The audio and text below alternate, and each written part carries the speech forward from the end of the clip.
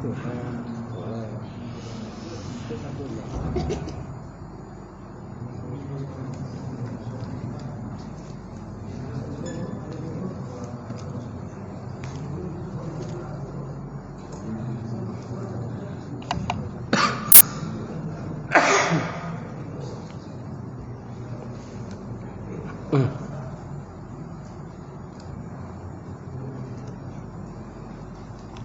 satu dua.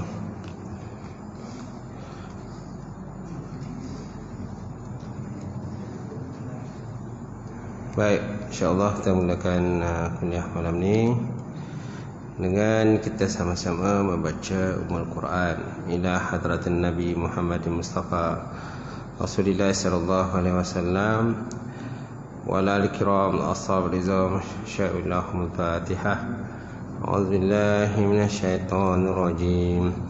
Bismillahirrahmanirrahim. Alhamdulillahi rabbil alamin. Ar-Rahmanir-Rahim. Maliki yaumiddin.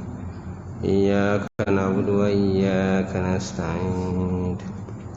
Ihdinas siratal mustaqim.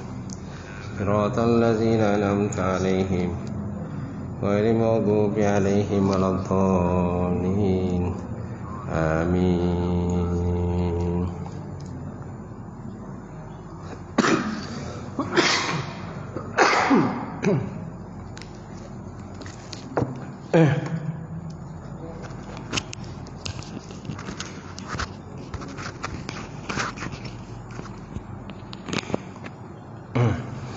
Assalamualaikum warahmatullahi taala wabarakatuh.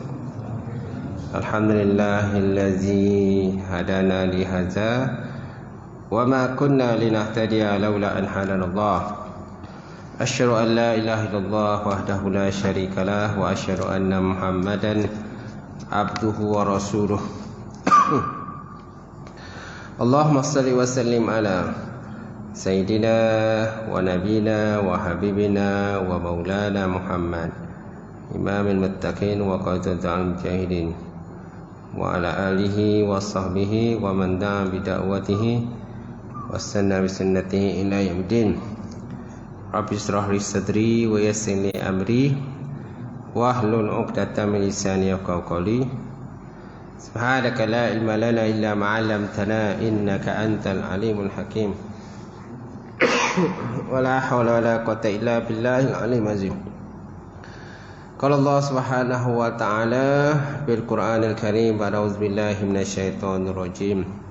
Bismillahirrahmanirrahim. Innama ya'muru masajidallah man amana billahi wal yawmil akhir wa aqamas salata wa ataz zakah wa lam yakhsha illallah fa asa ulai yakunu minal muhtadin. Sadaqallahul azim.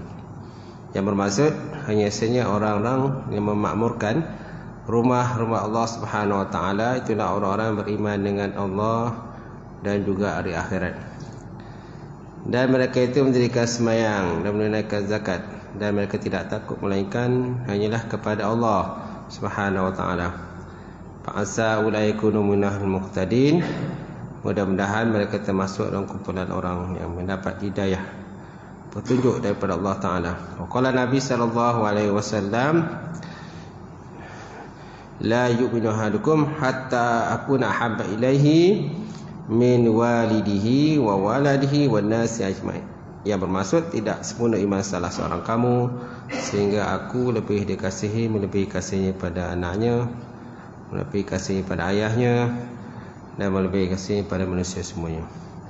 Yang mati silakan tuan-tuan imam, terusnya Tuan Bilal pengurusi surau, jawatan kuasa surau, sidang jemaah muslimin yang dirahmati Allah Subhanahu wa taala. Alhamdulillah kita merafakkan sekali puji dan syukur kepada Allah Taala kerana sekali lagi dapat bersama malam ni untuk kita sambung kuliah kita. Tajuknya kesan penyusuan terhadap hak. Kesan penyusuan sebagai hak. Kesan penyusuan sebagai hak, bukan wajib. Masih lagi kita bincang dalam bab penyusuan. bab penyusuan, kesan penyusuan sebagai hak bukan wajib. Boleh diringkaskan seperti berikut. Pertama dia kata suami tidak harus memaksa isteri. Suami tidak harus memaksa isteri menyusukan anaknya, dan isteri tidak wajib mematuhi pasangan suaminya. Suami tak harus memaksa isteri menyusukan anak, dan isteri tidak wajib mematuhi pasangan suami. Dia tidak dianggap derhaka. Dia tak dianggap derhaka dan tidak dianggap nusyus, kecuali jika tiada perempuan yang sesuai untuk menyusukan anaknya. Jika ini berlaku, isteri wajib menyusukan anaknya demi memelihara kelangsungan hidup anak tadilah. Semaknanya penyusuan anak tidak wajiblah kepada isteri. Lain kalau seandainya memang tak ada orang lain lah. Tak ada orang lain yang boleh menyusukan dia. Kalau tak nyusu mungkin mati. Budak tu mungkin mati, meninggal dunia dan sebagainya, so wajiblah menyusukan. Tapi kalau tak mati, boleh lagi mungkin alternatif lain, beli susu lain dan sebagainya. Beli susu cap apa? Susu cap dumek dan sebagainya kan. Jadi bolehlah beli susu sebutlah macam tu. Jadi kalau isteri tidak menyusukan, maksudnya dia bukan makna derhaka lah. Bukan derhaka dan bukan nusyus. Tuan-tuan tak boleh labelkan dia sebagai isteri yang derhaka ataupun nusyus. Macam tu. Baik, kemudian nombor 2. Jika isteri meminta upah penyusuan anaknya, maka suami wajib memberikannya dengan kadar yang berdasarkan pandangan umum ataupun pandangan uruf. Jadi kalau isteri minta duit, bang minta duit ni upah, saya dah menyusukan anak abang, bagilah duit, jangan tak ulu duit kan, macam tu. Maka wajiblah suami memberikannya berdasarkan kepada uruf lah, kadar uruf dia semasa. Adanya isteri tidak minta upah seperti hari ini, suami tidak wajib memberinya. Dia kata, seandainya isteri tak minta upah, dia tak minta upah lah, dia kata, niat sedekah lah untuk anak abang, dia kata, anak abang, anak kita bersama juga kan, macam tu. Masalahnya kadang-kadang berebut, bila bercerai dah berebut anak, tahu tak? Kan? Bercerai berebut anak. Baik. Andainya isteri tidak minta upah seperti hari ini, suami tidak wajib memberinya. Tak wajib nak berilah. Dia memang dia tak minta pun. Dia niat ikhlaskan Allah Ta'ala. Tapi walaupun dia tak minta daripada sudut tu, tuan-tuan kena bagilah daripada sudut lain pula. Kan? Nafkah lain pun kena bagi juga. Dia tak bagi kan? Baik. Hak isteri menuntut upah gugur jika dia rela hati, dia dengan rela hati menyusukan anaknya serta tidak menampakkan keinginan untuk mendapatkan upah. Hak isteri gugurlah. Hak isteri gugur jika dia rela hati menyusukan anak. Volunteer lah. Lagipun anak tu pun anak dia juga kan, gitu. Walaupun ialah tanpa benih suami, maka tak ada benih isteri pun tak jadi juga. Kan percampuran kan. Percampuran benih lelaki dengan perempuan kan, suami isteri, maka jadi anak lah. Kalau tak ada pertemuan benih pun tak jadi anak juga. Banyak orang yang hidup suami isteri tapi tak ada anak, tak ada anak. Sama ada suami mandul ataupun isteri mandul, jadi tak dapat anak lah. Jadi tuan-tuan, syukurlah kepada Allah Subhanahu Wa Taala kerana dikurniakan anak, tuan-tuan. Alhamdulillah. Ramai kadang-kadang anak-anak kan, lebih daripada 10 orang. Boleh buat satu tim bola sepak, tuan-tuan. Masya Allah. Baik. Kemudian kesan penyusuan terhadap hubungan kekeluargaan. Bagaimana pula kesan penyusuan terhadap hubungan kekeluargaan? Jika seorang perempuan menyusukan bayi yang bukan anaknya, bayi itu menjadi anak susuannya lah. Maka dikatakan anak susuan. Dan suami pula menjadi bapa susuan anak tersebut. Dia bukan ibu susuan saja, bapa dia pun maka jadi bapa susuan lah. Bapa ke mana suami kepada ibu susuan tadi. Suami kepada ibu susuan itu maka dikira bapa lah kepada anak susuan dia. Sebab anak susuan tadi dah menyusu dengan ibu susuan. Macam tu. Jadi bapa itu dikatakan sebagai bapa susuan, walaupun anak tak menyusu dengan bapa. Anak hanya menyusu dengan ibu susuan, tapi suaminya itu maka dikira sebagai bapa susuan secara automatik lah. Jadi bapa susuan itu. Baik, kemudian kesan penyusuan terhadap hubungan kekeluargaan adalah seperti berikut. Yang pertama, anak susuan haram berkahwin dengan ibu susuan dan keturunannya, seperti keturunan ibu sendiri. Keturunan ibu susuan yang haram dikahwini adalah seperti berikut. Kan? Pertama, dia kata anak susuan haram berkahwin dengan ibu susuan dan juga keturunan daripada ibu susuan, seperti keturunan ibu sendiri. Keturunan ibu susuan yang haram dikahwini adalah seperti berikut. Pertama, adik-beradik perempuan kepada ibu susuan. Adik-beradik perempuan kepada ibu susuan, kerana mereka adalah ibu saudara belah ibu susuan. Dia kata. Mereka itu dikira ibu saudara belah ibu susuan. Semaknanya adik-beradik kepada, contohlah Nabi nyusu dengan Halimatus Sa'diyah kan, maka adik-beradik kepada Halimatus Sa'diyah itu maka tak bolehlah Nabi kahwin.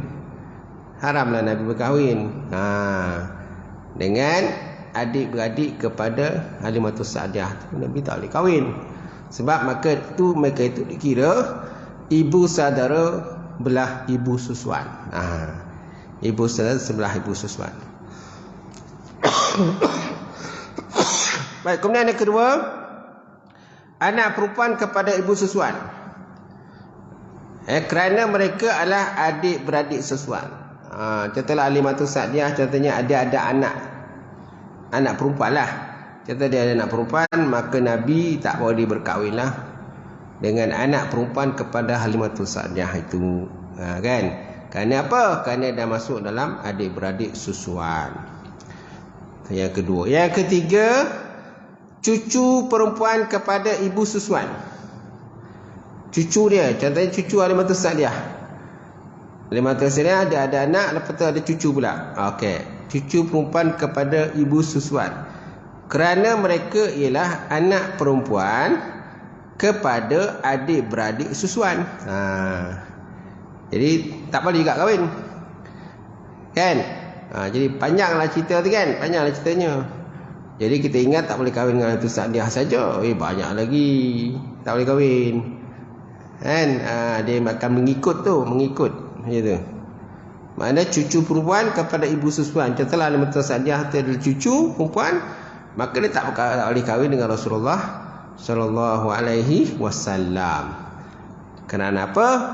Kerana mereka ialah anak perempuan kepada adik-beradik susuan. Macam tu. Anak perempuan daripada susuan. Baik, kemudian yang ibu kepada ibu susuan. Contoh ibu kepada ibu susuan maksudnya ibu Halimatus Sa'diyah. Kan? Ibu Halimatus Sa'diyah. Yang Halimatus Sa'diyah, atas Halimatus Sa'diyah ibu dia kan. Jadi maka Nabi tak boleh juga kahwin dengan ibu dia. Ibu kepada Halimatus Sa'diyah itu, mana ibu kepada ibu susuan, kerana dia dikira sebagai nenek susuan. Maka dikira sebagai nenek susuan. Banyak kan? Banyak yang tak boleh kan? Jadi kita ingat, tak boleh kahwin dengan ibu susuan saja. Tidak. Anak pada ibu susuan tak boleh, cucu pada ibu susuan tak boleh kahwin. Kemudian nenek ataupun ibu pada ibu susuan pun tak boleh. Panjanglah cerita tuan-tuan. Bila dah berkait dengan ibu susuan, gitu. Bila dah berkait dengan ibu susuan. Baik. Seperti keturunan bapa sendiri, keturunan bapa susuan yang haram dikahwini adalah seperti berikut. Pertama, adik-beradik perempuan kepada bapa susuan, kerana mereka adalah ibu saudara belak bapa susuan. Adik-beradik perempuan kepada bapa susuan. Jadi bila dah jadi bapa susuan, tadi ibu susuan kan kita lihat pada jalur bapa susuan pula kan. Jadi bila budak tadi dah ada kaitan dengan bapa susuan, maka adik-beradik perempuan pada bapa susuan itu tak boleh berkahwin dengan Rasulullah SAW lah. Dia tak boleh kahwin dengan Rasulullah. Sebab apa? Dia dah berkait kat situ lah. Mana suami Al-Yamtu Sa'diyah itu kan, suami dia tu kan ke bapa susuan kepada Rasulullah kan. Jadi kalau bapa susuan itu dia ada adik-beradik perempuan, maka dia tak boleh kahwin dengan Rasulullah sallallahu alaihi wasallam. Kenapa? Kerana mereka dikira sebagai ibu saudara belah bapa susuan. Ibu saudara belah bapa susuan. Macam itulah. Boleh kan? Boleh kan? Itu. Kemudian B, anak perempuan kepada bapa susuan walaupun dengan isteri yang lain, kerana mereka ialah adik-beradik susuan kan. Jadi Nabi menyusu dengan Al-Yamtu Sa'diyah. Al-Yamtu Sa'diyah dia ada suami kan. Suami itu dikira sebagai bapa susuan kepada Rasulullah SAW. Kemudian bapa susuan itu dia ada anak lain pula. Bapa susuan tu dia ada anak perempuan yang dia berkahwin. Bapa susuan tadi dia mungkin bapa susuan tu dia pernah kahwin dengan perempuan lain kan, dengan perempuan yang pertama lah kan. Kemudian ada anak kan. Anak perempuan itu tak boleh kahwin dengan Rasulullah sallallahu alaihi wasallam. Dia tak boleh kahwin. Kenapa? Dia termasuk dalam anak perempuan kepada bapa susuan walaupun dengan isteri yang lain, kerana mereka dikira masih lagi sebagai adik-beradik susuan. Gitu. Maka masih dikira sebagai adik-beradik susuan walaupun ibu yang lain. Nampak? Walaupun ibu yang lain. Ibu lain. Mana ibu lain? Tapi bapa siapa lah kan? Bapa tu pun dikira bapa susuan aja. Dikira bapa susuan saja. Walaupun dikira bapa susuan, anak perempuan kepada bapa susuan itu tidak boleh berkahwin dengan Rasulullah sallallahu alaihi wasallam. Contohlah, dia tak ada kahwin dengan Nabi. Macam tu. Jadi kita kiaslah dengan yang lain-lain lah, macam tu. Kemudian C, cucu perempuan kepada bapa susuan. Tadi anak kan, sekarang cucu perempuan pula. Cucu perempuan kepada bapa susuan, kerana mereka ialah anak perempuan kepada adik-beradik susuan. So cucu pun tak boleh lah, walaupun daripada jalur, walaupun daripada pihak bapa susuan. Tadi daripada pihak orang kata ibu susuan, ni contohnya daripada pihak bapa susuan pun tak boleh. Rupanya tak boleh. Banyaklah benda tak boleh kan. Macam tu. Tu yang kadang-kadang nak kena cek satu-satu tuan-tuan. Kadang orang ni sodap nikah je kan. Sodap nikah, sonok nikah, tapi dia tak tahu. Rupanya ada pertalian susuan. Kalau tahu macam tu, kena farakkan pernikahan tu tuan. Kalau tak dapat kesan macam tu, itu kena farak pernikahan. Sebab tak boleh. Mereka kalau tak tahulah, tak tahu tu antara dia dengan Allah Ta'ala lah. Macam tu. Tapi kalau in case tahu, kita tahu, kena farak pernikahan tu, mohon mahkamah. Mohon mahkamah supaya difarakkan pernikahan. Kalau belum nikah, okeylah. Kalau masalah, kalau dah nikah, dah nikah masalah tu nak memarakkan pernikahan tu. Nak kena pisahkan pasangan tadi. Baik, kemudian di ibu kepada bapa susuan, kerana dia adalah nenek susuan. Ibu kepada bapa susuan tadi anak kan, anak perempuan daripada bapa susuan. Sekarang ni belatas pula, ibu pula pun tak boleh juga. Tak boleh kahwin dengan contoh tadi, contohlah Nabi tadi kan. Nabi kahwin, Nabi menyusui dengan Halimah Sa'diyah. Halimah Sa'diyah tadi dia ada suami dia. Suami itu dikira bapa susuan kepada Nabi. Okey. Kemudian suami dia tadi, Halimah Sa'diyah tadi, dia ada ibu dia kan. Dia ada nenek, dikira ibu lah kan. Ibu tu maka tak kahwin, tak boleh kahwin dengan Nabi. Maka kerana apa? Kerana dikira sebagai nenek susuan. Dikira sebagai nenek tuan-tuan.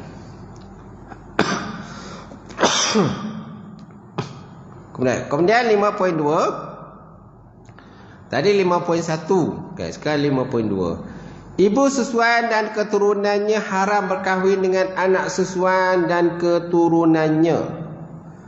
Ibu susuan dan keturunannya haram berkahwin dengan anak susuan dan keturunan anak susuan. Hal ini adalah kerana jika ibu susuan diandaikan sebagai ibu sendiri kepada anak susuan, sudah tentu mereka semua merupakan keturunan yang haram dikahwini. Maka haramlah. Itu haram apa tu? Haram mu'abbadah. Haram selama-lamanya, haram mu'abbadah. Kan? Haram selama-lamanya. Bukan haram mu'aqqatah. Mu'aqqatah ni ada bertempoh, haram bertempoh. Kalau mu'abbadah ni haram selama-lamanya, tak bolehlah kahwin. Gitu. Ulang semula. Ibu susuan dan keturunannya haram berkahwin dengan anak susuan dan keturunannya. Hal ini adalah kerana jika ibu susuan diandaikan sebagai ibu sendiri kepada anak susuan, sudah tentu mereka semua merupakan keturunan yang haram dikahwini. Haramlah kahwin. Baik. Kemudian sebagaimana anak susuan tak boleh berkahwin dengan anak perempuan ibu susuan, kerana dia adik-beradik susuan. Begitu juga cucu lelaki susuan daripada anak perempuan ibu susuan bapanya, kerana dia adalah ibu saudara susuan belah bapa. Begitulah seterusnya. Begitulah seterusnya. Maknanya cucu lelaki susuan daripada anak perempuan ibu susuan bapa, kerana dia adalah ibu saudara susuan belah bapa. Begitulah seterusnya. Panjanglah ceritanya. Kemudian 5.3. Ibu susuan dan keturunannya harus berkahwin dengan ahli keluarga anak susuannya seperti adik-beradik lelaki bapa dan bapa saudara sebelah bapa, kerana mereka itu dikira sebagai ajnabi. Ulang semula. Ibu susuan dan keturunannya harus berkahwin dengan ahli keluarga anak susuannya. Harus berkahwin dengan ahli keluarga anak susuannya seperti adik-beradik lelaki dia, adik-beradik anak susuan tadilah, bapa dan bapa saudara belah bapa, kerana mereka itu dikira sebagai orang asing, ajnabi daripada ibu susuan dan juga keturunan. Itu je yang boleh lah. Itu yang boleh. Yang lain tadi dia tak boleh kan. Gitu. Ulang semula. Siapa yang boleh? Ibu susuan dan keturunannya harus berkahwin dengan ahli keluarga anak susuannya. Harus berkahwin dengan ahli keluarga anak susuannya seperti adik-beradik lelaki bapa dan bapa saudara sebelah bapa, kerana mereka ialah termasuk dalam kumpulan orang ajnabi, mana orang asing daripada ibu susuan dan keturunannya. Okey, itu aja yang boleh kahwin. Yang tadi-tadi tu semua tak boleh. Tu nak kena cek sesuatu kan, kadang rumit juga kerja kan. Rumit juga, kena cek satu-satu. Kalau ada orang yang tahu cerita senang. kalau ada orang, masalahnya tak ada orang tahu cerita. Dia tak tahu cerita sebenarnya. Tutup tu dah kahwin, kan? Macam tu. Dan tak ada siapa pun yang membongkar kisah tadilah. Tapi kalau ada orang tua dia tahu cerita dia, oh itu kau tak boleh kahwin tu. Kan? Kau tak boleh kahwin dengan tu. Sebab apa tak boleh kahwin? Oh ni dalam kitab kata tak boleh kahwin. Tak boleh kahwin lah. Kenalah farakkan pernikahan. Kena pergi mahkamah lah.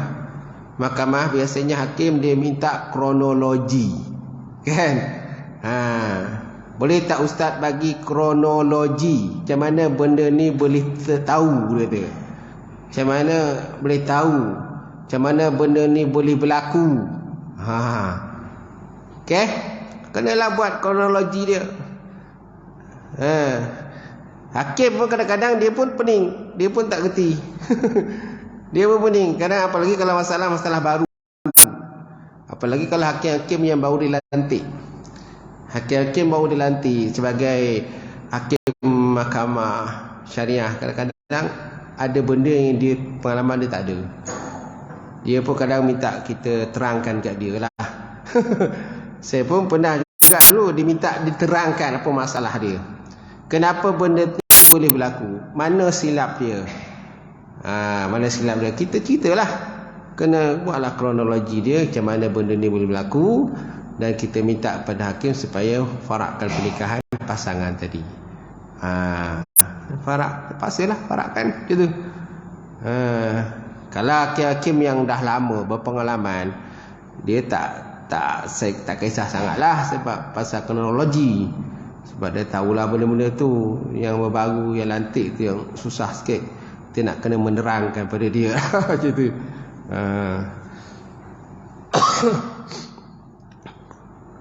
Baik, insyaAllah. Kemudian 6.0. Okey, mana dari Quran berkenaan dengan penyusuan?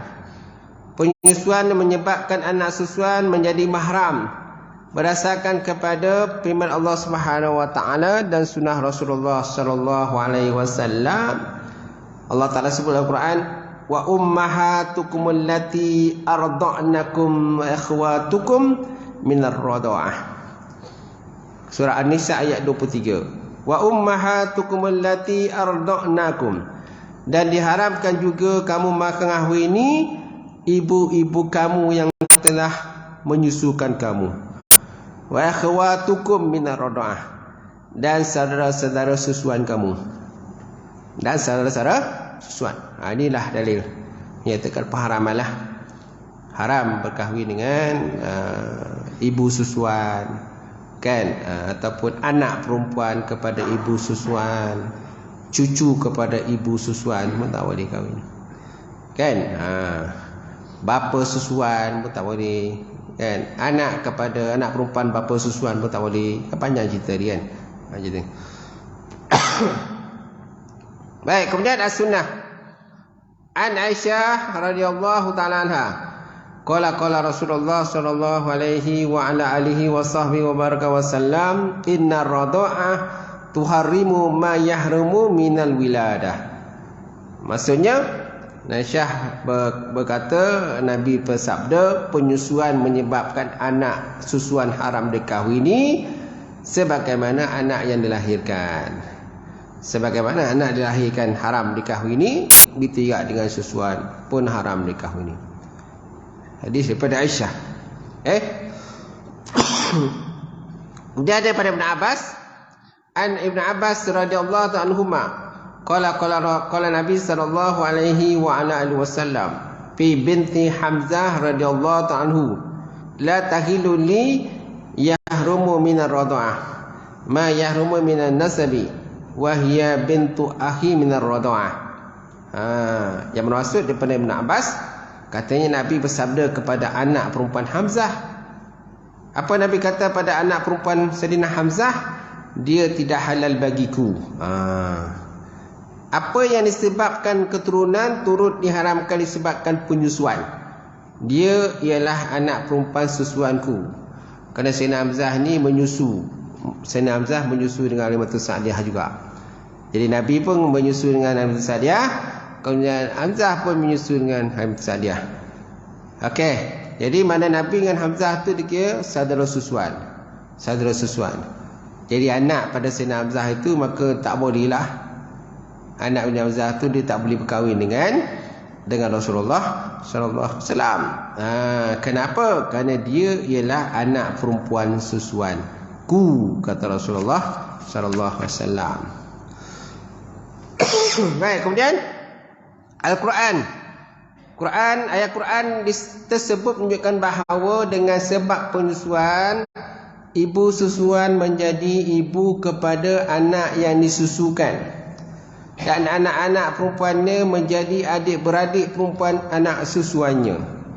Sementara hadis pula menjelaskan kesan yang timbul disebabkan penyusuan, iaitu ibu susuan sama kedudukannya dengan ibu sebenar.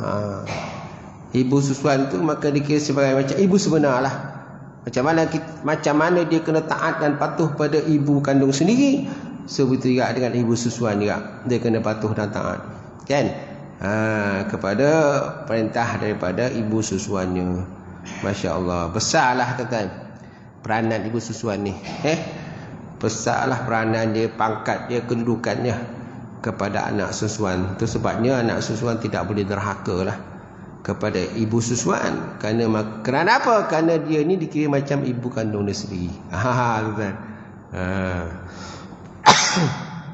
Oleh itu, mereka yang termasuk dalam senarai keturunan ibu susuan atau anak saudara atau anak perempuan susuan yang haram dikahwini oleh anak susuan, sama seperti mereka yang termasuk dalam senarai keturunan ibu kandung dan adik-beradik perempuan dan adik-beradik perempuan, tuan-tuan. Masya-Allah.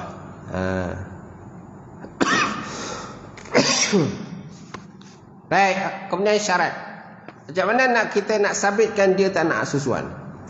Macam mana kita nak sabitkan dia ni anak susuan? Berapa kali nak kena menetek? Berapa kali nak kena menetek, kan? Itu.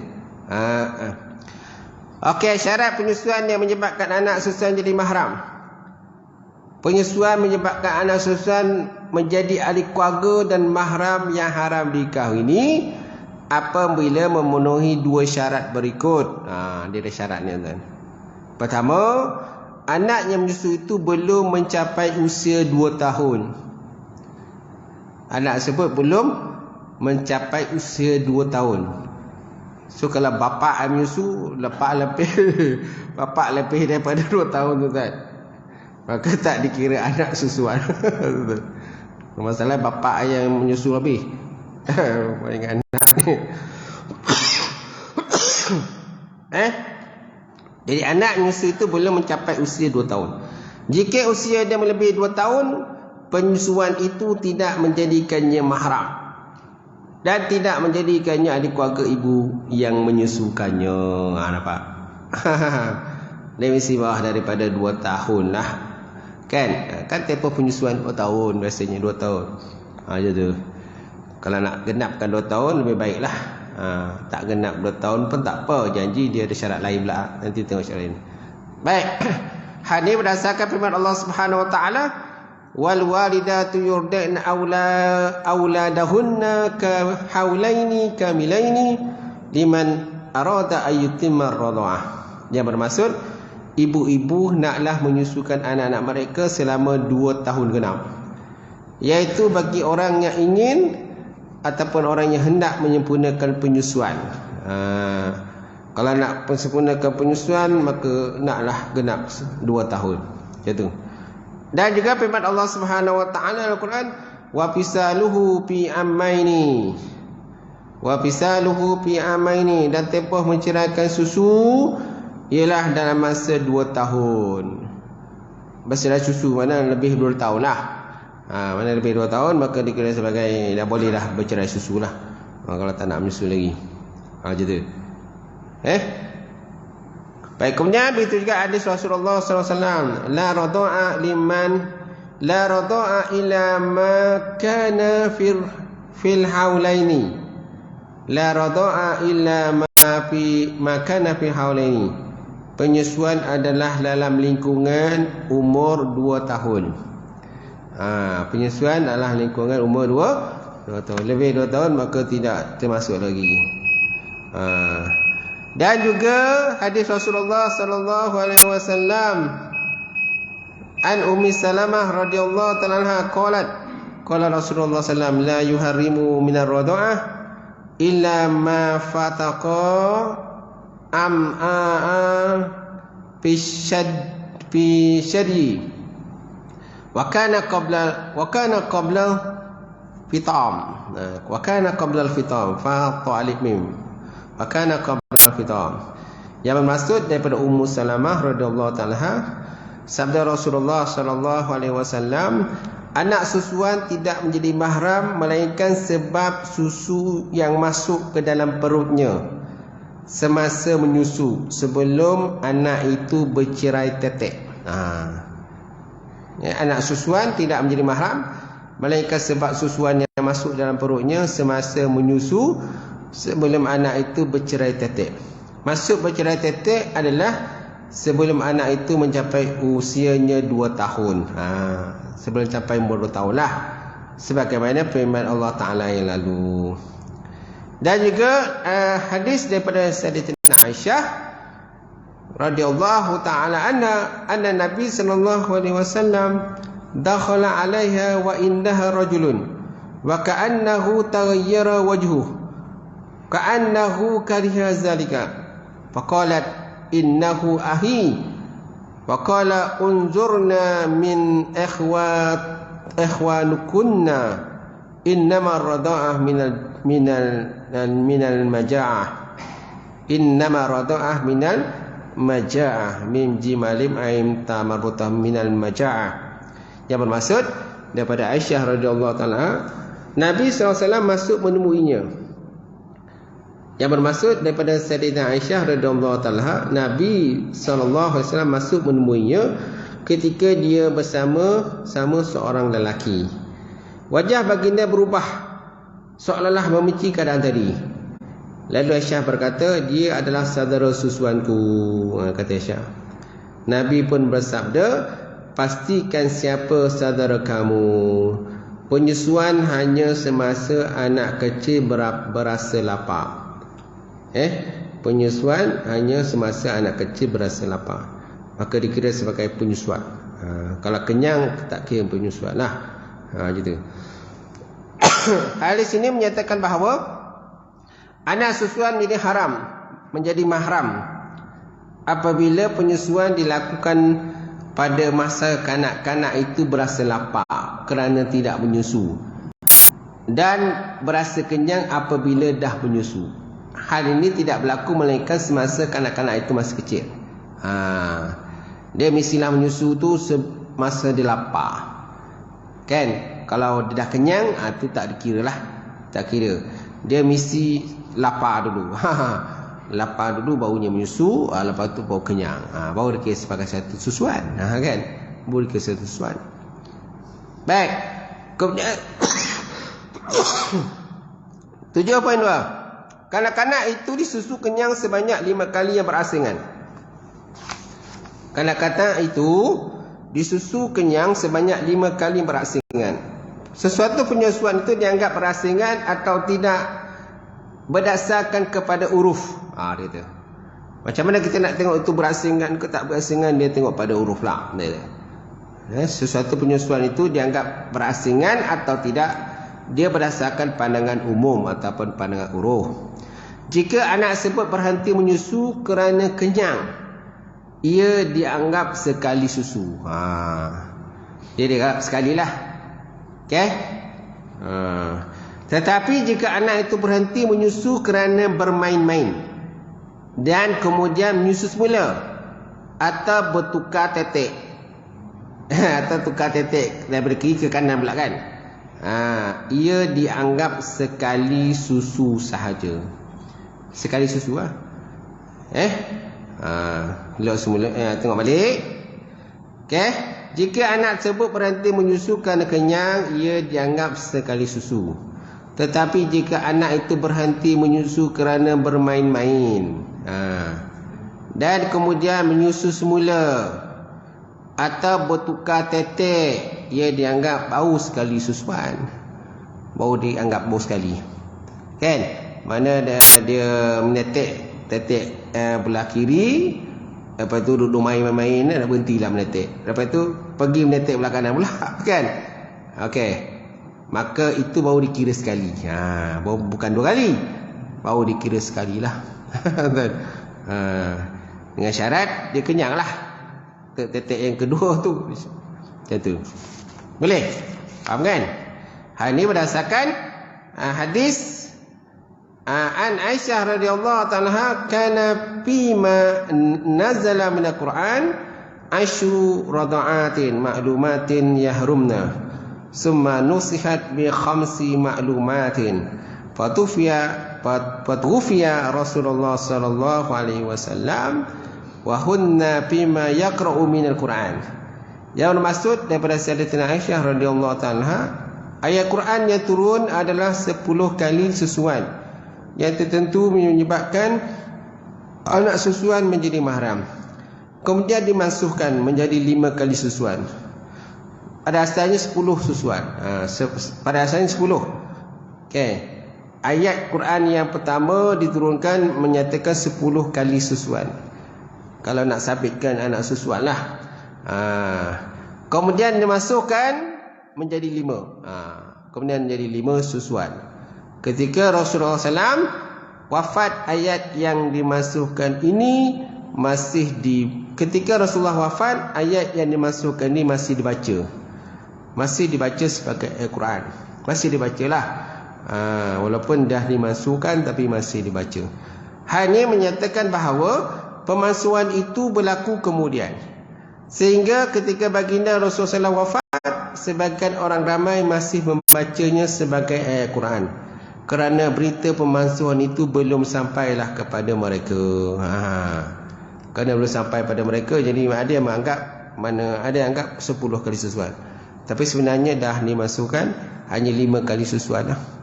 Kenyang lah, syaratnya kenyang lah kan tadi kan. Syarat itu kenyang lah. Kira kenyang tu baru dikira 1 susuan. Macam tu. Kemudian syarat lagi menetek tadi, mestilah bayi itu mestilah kosong perut dia sebelum tu. Kalau dia dah kenyang tak dikira lah. Syaratnya mesti perut dia kosong. Dia kosong, lepas tu dia menetek sampailah kenyang, baru dikira sebagai 1 susuan. Macam tu. Baik. Sekali lagi, dan hal lain pula an Ummul Fadli radhiyallahu ta'ala. Last ni kan. Anna Nabi sallallahu alaihi wasallam qala la yuharimu radha'ah aw radha'atani aw al-massatu aw al-massatani. Yang bermaksud daripada Ummul Fadli radhiyallahu ta'ala anhu, Nabi sallallahu alaihi wasallam bersabda, tidak menjadi mahram dengan sekali atau 2 kali susu, atau sekali atau 2 kali nyot-nyot. Dia kata nyot-nyot. Nyot-nyot. Macam suami kan, si suami kan nyot-nyot. Suami menetek dengan isteri, dia kan nyot-nyot kan, gitu. Okey, nyot-nyot tak kira tuan-tuan. Okey. Jadi tidak menjadi mahram dengan sekali atau 2 kali susu, atau sekali atau 2 kali nyot-nyot. Al-mumassatani mana nyot-nyot. Memang betul dia terjemahkan nyot-nyot. NYUT dia tu. Nyot-nyot. Nyot-nyot lah. Okey, tuan-tuan. InsyaAllah sekadar itulah perbincangan kita pada malam ini, insyaAllah. Akan datang kita sambung lagi kesan dan hukum hubungan kekeluargaan sebab penyusuan. Wallahu a'lam bissawab. Ada soalan tak sebelum saya tutup? Allah.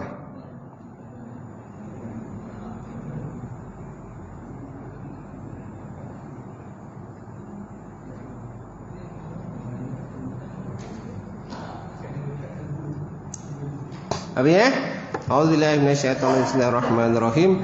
Alhamdulillahirabbil alamin wassalatu wassalamu ala asyrafil anbiya'i wal mursalin wa ala alihi washabbihi ajmain. Allahumma zidna ilman nafi'a wa yaqina as-sadiqa wa amalan mutaqabbala wa rizqan halalan mubarakatan katsira wa sinan fatayya alim.